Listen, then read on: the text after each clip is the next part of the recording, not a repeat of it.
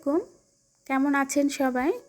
আমি মুক্তা জীবনের diary YouTube চ্যানেলে আপনাদেরকে আরও একবার স্বাগত জানাই। দূরে এবং কাছে, দেশ এবং দেশের বাহিরে যে যেখান থেকে ভিডিওটি দেখছেন, আশা রাখি সবাই ভালো আছেন।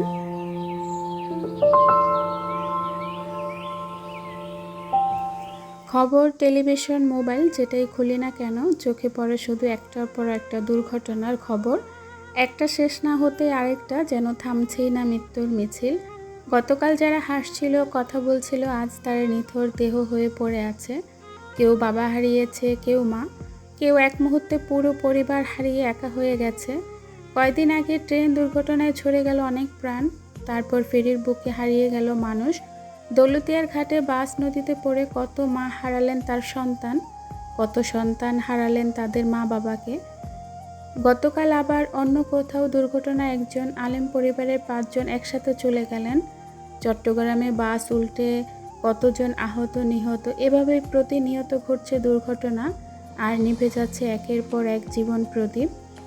এই পৃথিবীটা কত কঠিন হলে একটা ছোট শিশু তার বাবার জন্য কাঁদে, একটা মা সন্তানের লাশ বুকে জড়িয়ে ধরে কাঁদে। পানিতে ডুবে যাওয়ার পর বাসটিতে যারা ছিলেন তারা হয়তো জানালার কাঁচ ভাঙতে পেরেছিলেন, কিংবা পানির উপরের আলো দেখতে পেরেছিলেন, কিন্তু জানালার ওই শক্ত লোহার পাইপগুলো তাদের বের হতে দেয়নি। পদ্মার জন্য লাগানো সামান্য এক টুকরা পাইপ আজ কতগুলো পরিবারের স্বপ্ন ডুবিয়ে দিল। কেন এত দুর্ঘটনা হচ্ছে জানেন?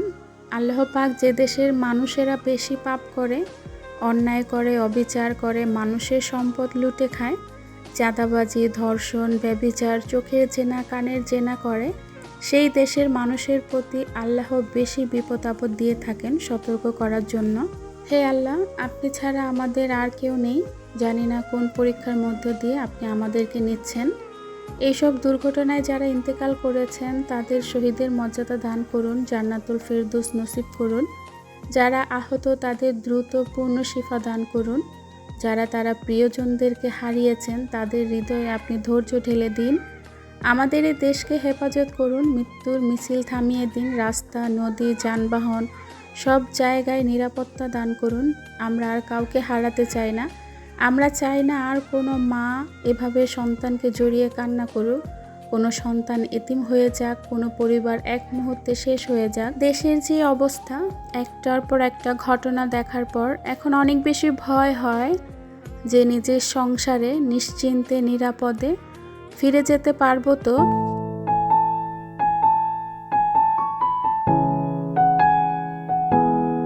জীবনটা খুবই ছোট, 1 মিনিটেরও ভরসা নাই, সেকেন্ডে বদলে যেতে পারে আমাদের জীবন। তাই আসুন কেউ কারো প্রতি হিংসা, অহংকার, অভিমান কোনো কিছু না রেখে সবাই সবার প্রতি ক্ষমাশীল হই।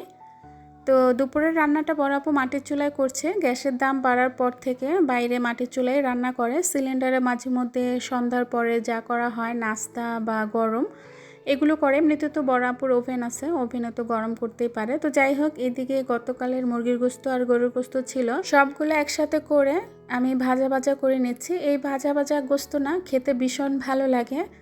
আমরা বড় আপুর বাড়িতে 2 দিন ছিলাম, আগামীকাল বাবার বাড়িতে চলে যাব। সেখান থেকে মুস্তাকিমের বাবা দেখা করে ঢাকার উদ্দেশ্যে রওনা দিবেন, মানে ঢাকা ফিরে যাবেন। আমরা আরও 1 সপ্তাহ থাকবো। যখন যানজট শেষ হবে, রাস্তাঘাটের ঝামেলা শেষ হবে, তখন যদি আল্লাহ পাক চান তাহলে ঢাকা ফিরবো। আল্লাহ হাফেজ। আমি কোথাও যাই না, তুমি যাও, নিচে যাও। যাও, আমি যাব না, যাও, তুমি যাও।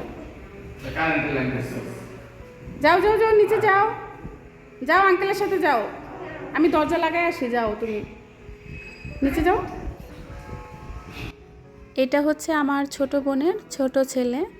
তো ও কিন্তু আমাকে মেজো আম্মু বলে, তারপর আমার বড় বোনকে বড় আম্মু বলে।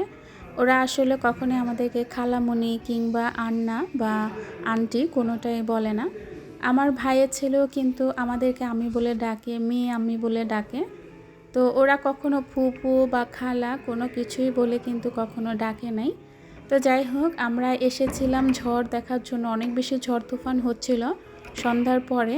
তো বারান্দায় আসার পর বাচ্চারা অনেক বেশি দুষ্টামি করছে, তাই আর বারান্দায় থাকলাম না, ওদেরকে নিচে পাঠিয়ে আমরা এখন চলে যাচ্ছি। এই রুমে খাট বিছানো হয়েছে, যেহেতু এখন আমরা অনেক মানুষ ছিলাম তাই এই রুমে আমরা ঘুমিয়েছিলাম। আর নিচে বড় আপুর ননদ ছিল, তারা ঘুমিয়েছে, ছোট বোন ছিল, ওরা ঘুমিয়েছে, আর বড় আপু আরেক রুমে ঘুমিয়েছিল।